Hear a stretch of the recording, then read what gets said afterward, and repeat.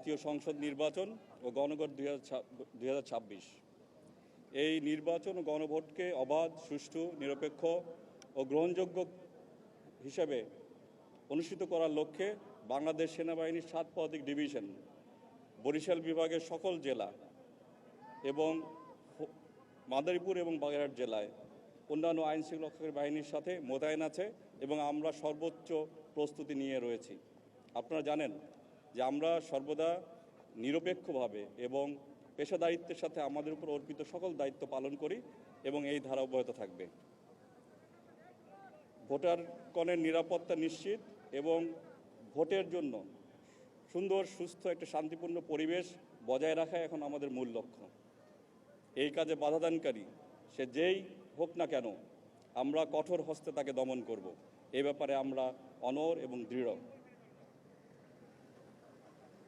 আপনারা আজকে একটি মহড়া দেখেছেন। হেলিকপ্টারের মাধ্যমে রিজার্ভ ফোর্স এনে পরিস্থিতি নিয়ন্ত্রণে আনার যে মহড়া, সেটা আমাদের প্রস্তুতির একটি ছোট অংশ। শুধু বরিশাল জেলায় নয়, 7 পদাতিক ডিভিশনের যে কোনো স্থানে, সেই হিসাবে বাংলাদেশের যে কোনো স্থানে আর্মি এভিয়েশনের হেলিকপ্টার এই ধরনের অভিযান পরিচালনার জন্য সর্বদা প্রস্তুত আছে।